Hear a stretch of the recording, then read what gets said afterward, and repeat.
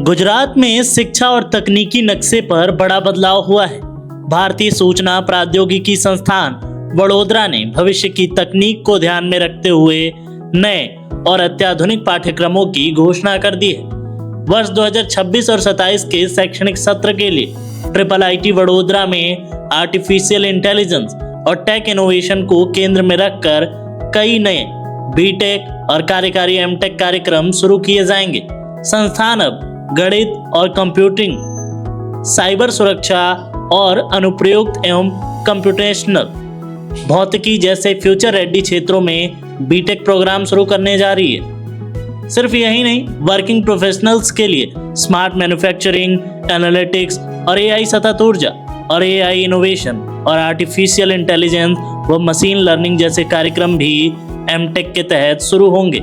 यह संस्थान शिक्षा मंत्रालय के तहत PPP मोड पर स्थापित है और इसके सभी नए कोर्स राष्ट्रीय शिक्षा नीति 2020 के अनुरूप डिजाइन किए गए हैं। यानी पढ़ाई सिर्फ किताबों तक सीमित नहीं होगी, बल्कि इंडस्ट्री और इनोवेशन से सीधा जुड़ाव होगा।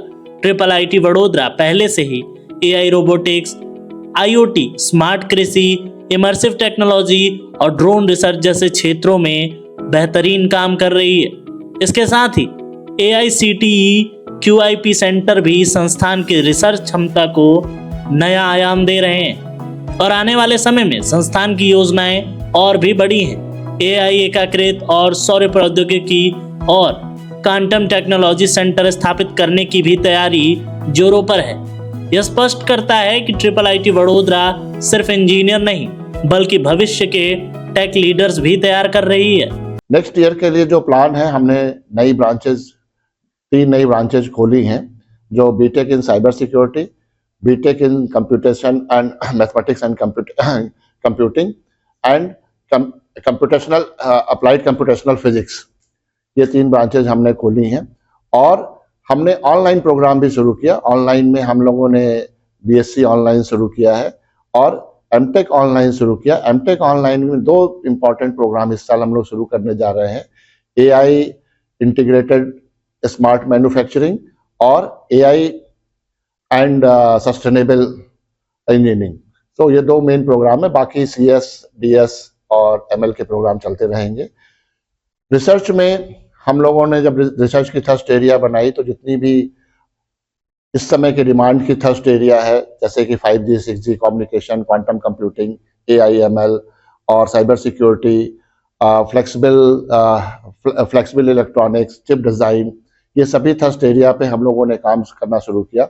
और इसके अनुसार से हम लोगों ने कुछ अच्छे नए सेंटर ऑफ एक्सीलेंस बनाए, जिसमें centre of excellence in robotics, AI IoT, centre of कृषि AI एग्रीकल्चर के लिए एंड और जो है फिर हमने ज्ञान सेतु बनाया जो कंटिन्यूइंग एजुकेशन के लिए। सोलर का एक सेंटर हम लोग प्रपोज किया हुआ है। इस तरह से काफ़ी सेंटर ऑफ एक्सीलेंस हमने बनाए। फैकल्टी, जहाँ तक पेटेंट की बात है, 4 से 5 पेटेंट भी हम लोगों ने फाइल किए हुए हैं। और रिसर्च पब्लिकेशन में अगर आप देखेंगे तो रिसर्च पब्लिकेशन हमारा काफ़ी अच्छा रहा लास्ट ईयर, जो कि लगभग सभी अच्छे जर्नल्स में, इंटरनेशनल जर्नल्स और कॉन्फ्रेंसेज में पब्लिश हुए। प्लेसमेंट भी हमारा लास्ट ईयर का काफ़ी अच्छा था, लगभग 80% स्टूडेंट प्लेस हुए और एवरेज सैलरी भी काफ़ी अच्छी रही है। रही बात फैकल्टी डेवलपमेंट की, फैकल्टी डेवलपमेंट में हमने फैकल्टी इनिशिएशन ग्रांट की शुरुआत की। फैकल्टी इनिशिएशन ग्रांट में हम मिनिमम 5 लाख रुपए प्लस मैचिंग ग्रांट देते हैं कि अगर किसी को बड़ा प्रोजेक्ट मिल रहा है और कुछ पार्ट उसको सपोर्ट नहीं कर रही है गवर्नमेंट, तो या फंडिंग एजेंसी, तो हम उसको पार्ट भी देते हैं। CPDA की पॉलिसी ऑलरेडी हमारे पास एग्जिस्ट करती है। मेडिकल इंश्योरेंस में हमने 10 लाख रुपए तक का कैशलेस मेडिकल इंश्योरेंस शुरू किया और LTC की जगह हमने LTA लीव टेबलिंग अलाउंस शुरू किया।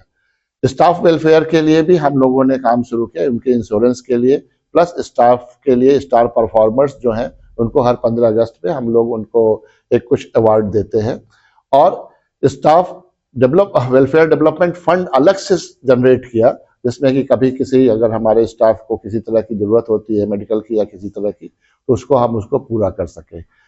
अब जो है स्टाफ के बाद जो है हमारी आउटरीच एक्टिविटी में आपको बताएं कि IIIT वडोदरा के 2 कैंपस हैं। एक जो अभी गांधीनगर से चल रहा है, जो कि जून तक शिफ्ट होगा बड़ोदरा में।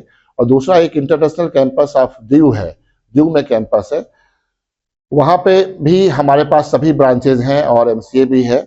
और उस दीव में हम लोगों ने, जो कि ट्रिपल आईटी बड़ोदरा का सैटेलाइट कैंपस है, दीव में हम लोगों ने आउटरीच में 12 स्कूल को गोद लिया है और उन स्कूल के सभी बच्चों को हम लोग के प्रोफेसर्स जाते हैं कैरियर काउंसलिंग के लिए, लैब डेवलपमेंट के लिए, प्रोग्रामिंग स्किल डेवलप के लिए, और उन बच्चों को हम अपने इंस्टीट्यूट में भी बुलाते हैं सैटरडे संडे को, जिससे कि जिनके पास कंप्यूटर नहीं है या कोई सुविधा नहीं है वो हमारे साथ जुड़ करके कुछ सीख सकें। ये आउटरीच एक्टिविटी है। रेवेन्यू जनरेशन में भी हमारा काफ़ी अच्छा काम चल रहा है। लगभग लास्ट ईयर हम लोगों ने 5 CR के आसपास रेवेन्यू जनरेट किया था through different funding and through different courses, और काफ़ी 200 से 300 to 500 करोड़ का हम लोगों ने प्रपोज किया हुआ कई जगह रेवेन्यू जनरेट के लिए। तो हमें लगता है कि अगले 1 सालों में आपको और अच्छी न्यूज़, ब्रेकिंग न्यूज़ मिलेगी।